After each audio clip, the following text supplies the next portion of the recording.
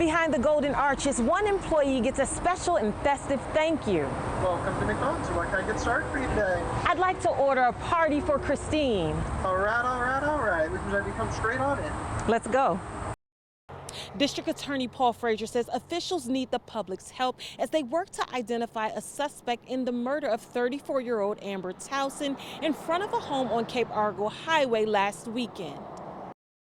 The Oregon Coast Rail Riders Coquille are rolling through Sturtevant Park with a ride built to keep fitness enthusiasts on the right track. There's much more than gently used clothes and repaired furniture at the Dream Again Thrift Emporium. There's also doors of opportunity waiting for those in need.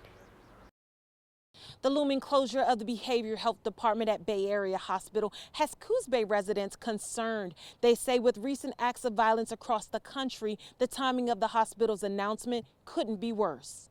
It's National Thrift Shop Day, and as prices continue to soar on everyday items, many turn to thrift stores to get the most for their money. Find all kinds of things.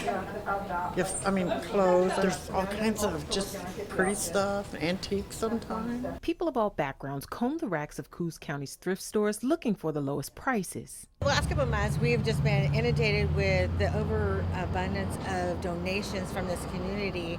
We can fill a truck a day with just donations from this community.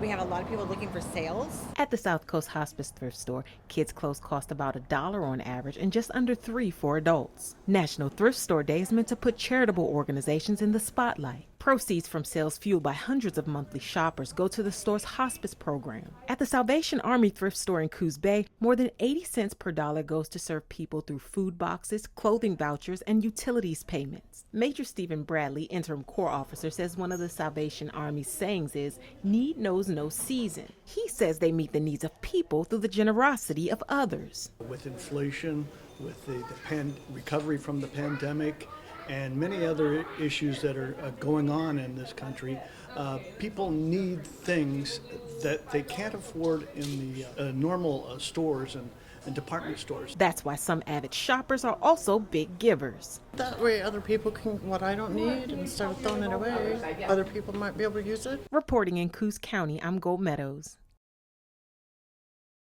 Fishermen and seafood processors take to the streets in Coos Bay. It's in support of the slogan, Protect U.S. Fishermen. The seafood community was joined by family and supporters to rally at the Coos Bay Boardwalk ahead of a march down Front Street to the Coos History Museum. This to celebrate the industry and bring awareness to plans for offshore wind farming. A lot of these wind farms that are coming in are right in the middle of prime commercial fishing grounds. Executive Director of West Coast Seafood Processors, Lori Steele, says she wants wind energy done in partnership with the fishing industry. We need a seat at the table in order to minimize the impacts. We're very concerned that the call areas were picked without a lot of input from the industry. Heather Mann, Executive Director of Midwater Trawlers Cooperative, says the Bureau of Ocean Energy Management hasn't researched ocean ecosystem impacts enough to select current call areas. They're inside 1,300 meters, and we had asked for them to do something outside 1,300 meters, so we're not thrilled about it.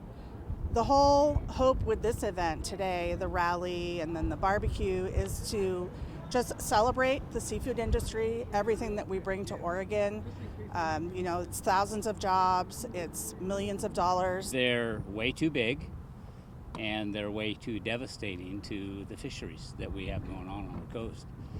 And it's going to be pretty detrimental to a lot of families trying to make a living on the ocean. We're a family, we're not a boat, and we're not just an industry. Captain Mike Rutherford brought his family from Newport in a show of solidarity. There's people, there's Oregonians, there's fishermen, there's families, and there's communities that are together on this, and we want to be known, and our voices need to be heard.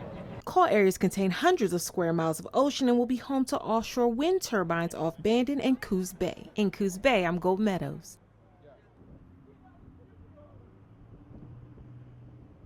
Time to move wind energy areas offshore to 1,300 meters.